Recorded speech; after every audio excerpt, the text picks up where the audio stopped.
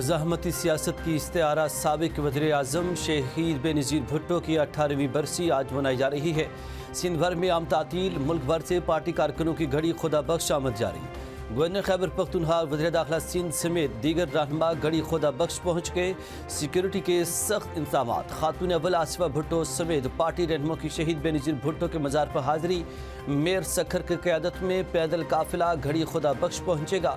صدر آصف علی زرداری اور chairman Peoples Party Bilawal Bhutto Garhi Khuda بخش میں برسی پر جلسے سے خطاب کریں گے۔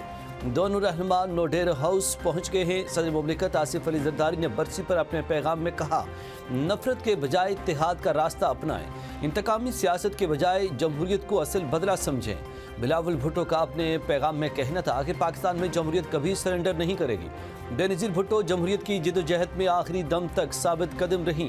لیاقت باغ راولپنڈی میں بے-نظیر کی جائے شہادت پر جیلوں کی آمد فاتح خوانی کی جا رہی ہے۔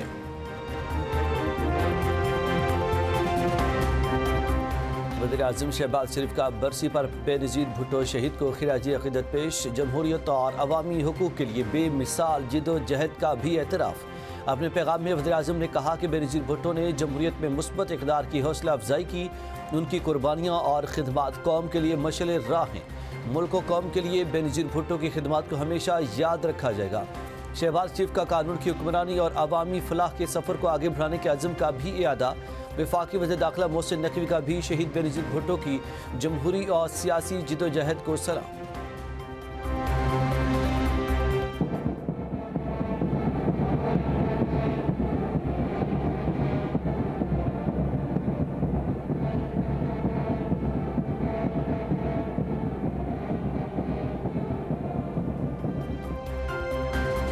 نیوی کے 124ویں مڈ شپ مین 32ویں شارٹ سروس کمیشن کورس مکمل۔ پاکستان نیول اکیڈمی میں پاسنگ آؤٹ پریڈ کی تقریب۔ Commander royal Bahrain naval force rear admiral Ahmad محمد ابراہیم آل بن علی کی بطور مہمان خصوصی شرکت۔ نیول چیف ایڈمرل نوید اشرف کا معزز مہمان کا استقبال۔ کیڈٹس نے پاک بحریہ کے سربراہ کو سلامی دی۔ Commander royal Bahrain naval force کا پریڈ کا معائنہ۔ Commandant Pakistan naval academy commodore Zia ur Rahman کا اپنے خطاب میں کہنا تھا، پاکستان نیوی اکیڈمی قابل فخر ادارہ ہے۔ بحرین نیوی کے سربراہ نے پیشہ ورانہ زندگی میں کردار کی اہمیت پر زور دیا۔ ریئر ایڈمرل احمد محمد ابراہیم نے کہا، پاکستان اور بحرین اخوت کے رشتے میں بندھے ہوئے ہیں۔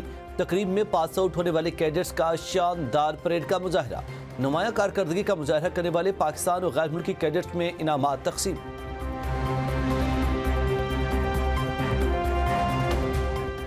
پاکستان اور UAE کا تجارت سمیت دیگر شعبوں میں تعاون بڑھانے میں اتفاق۔ وزیر اعظم شہباز شریف اور فیلڈ مارشل سے UAE کے صدر کی ملاقات۔ اقتصادی تعاون، سرمایہ کاری، توانائی، بنیادی ڈھانچے کی ترقی پر زور۔ دونوں ملکوں کی دیرینہ شراکت داری کو مستحکم کرنے پر گفتگو۔ امن، استحکام اور پائیدار ترقی کے لیے مل کر کام جاری رکھنے کا عزم کا اعادہ۔ جاری تعاون کے شعبوں میں پیش رفت کا جائزہ بھی لیا گیا۔ قبل ازیں دورہ پاکستان آمد پر وزیر اعظم شہباز شریف، فیلڈ مارشل عاصم منیر اور وفاقی وزراء نے معزز مہمان کا پرتپاک استقبال کیا۔ شیخ محمد بن زائد ال نہیان کے اعزاز میں نور خان ایئر بیس پر باضابطہ استقبالیہ تقریب منعقد ہوئی۔ مسلح افواج کے چاق و چوبند دستے کا گارڈ آف آنر پیش۔ وزیر اعظم نے وفاقی کابینہ کے ارکان کا متحدہ عرب امارات کے صدر سے تعارف کرایا۔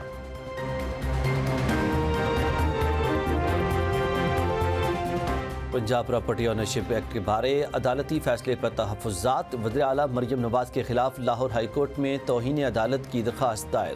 درخواست میں صوبائی وزیر اطلاعات عظمیٰ بخاری کو بھی فریق بنایا گیا۔ درخواست گزار نے موقف اختیار کیا کہ عدالتی حکم پر تنقیدی بیانات توہین عدالت کے زمرے میں آتے ہیں۔ بیانات سے عدلیہ کی ساکھ متاثر ہوئی۔ عدالت سے استدعا ہے کہ مریم نواز و عظمیٰ بخاری کو توہین عدالت کے نوٹس جاری کیے جائیں۔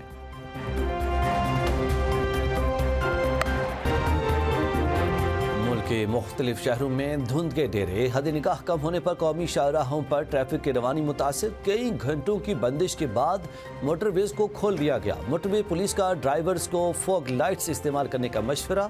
رات کے اوقات میں سفر نہ کرنے کی ہدایت۔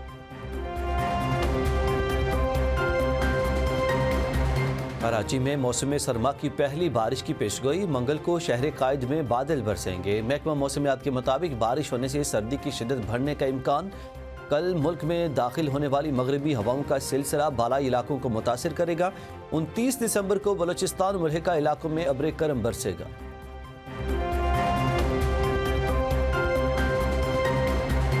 وزیراعظم کی مذاکراتی پیشکش پر اپوزیشن اتحاد نے کمیٹی تشکیل دے دی۔ محمود اجکزئی، علامہ ناصر عباس، مصطفیٰ نواز کھوکھر کمیٹی کا حصہ ہیں۔ تحریک انصاف کا کوئی عہدیدار مذاکراتی کمیٹی کا حصہ نہیں ہوگا۔ مذاکراتی کمیٹی باقاعدہ اپنا ایجنڈا جاری کرے گی۔ ایجنڈا اجرا کے بعد سیاسی رابطے شروع کیے جائیں گے۔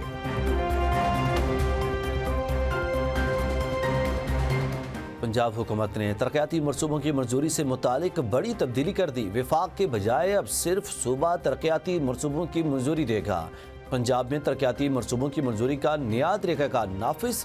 صوبائی ترقیاتی ورکنگ پارٹی کو 10 ارب سے زائد کی منظوری کا اختیار مل گیا۔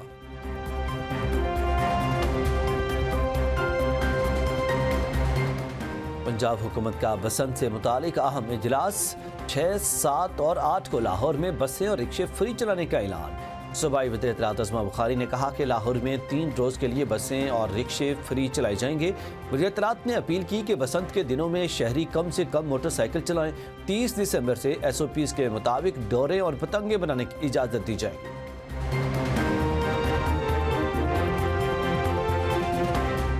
فلوریڈا میں اتوار کو امریکی صدر سے ملاقات ہوگی۔ یوکرین کے صدر زیلنسکی نے تصدیق کر دی۔ جاری بیان میں یوکرینی صدر نے بتایا کہ ٹرمپ سے ملاقات میں روس سے جنگ کے خاتمے کے لیے امن مذاکرات پر گفتگو ہوگی۔ یوکرین امن معاہدے کے لیے تیار ہے۔ امریکہ کے ساتھ 20 نکاتی امن منصوبے کا 90% کام مکمل ہو چکا۔ امریکی صدر یوکرینی ہم منصب سے ملاقات نتیجہ خیز بنانے کے لیے پر امید ہیں۔ اپنے بیان میں صدر ٹرمپ نے کہا کہ میری منظوری کے بغیر زیلنسکی کے پاس کچھ بھی نہیں۔ دیکھتے ہیں کہ زیلنسکی کیا لے کر آتے ہیں۔ ٹرمپ نے کہا کہ ماسکو کی معیشت مشکل میں ہے۔ روسی صدر سے جلد بات کروں گا۔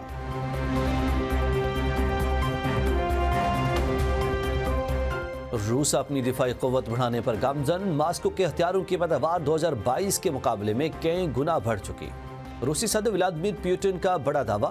صدر پوٹن نے کہا کہ میزائل اور توپ خانے کے ہتھیاروں کی پیداوار میں 9.6 گنا اضافہ ہوا۔ مواصلاتی اور الیکٹرانک وارفیئر کے آلات بھی 12.5 گنا بڑھ گئے ہیں۔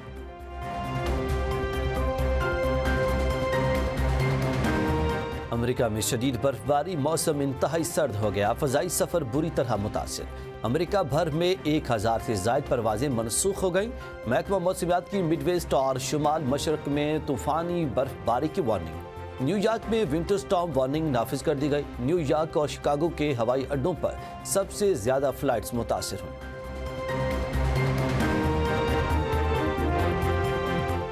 ملائیشیا کے سابق وزیر اعظم نجیب رزاق منی لانڈرنگ کیس میں مجرم قرار۔ نجیب رزاق کو اختیارات کے غلط استعمال اور منی لانڈرنگ پر سزا سنائی گئی۔ سابق ملائیشین وزیر اعظم کو 1 MDB سکینڈل میں 15 سال قید کی سزا۔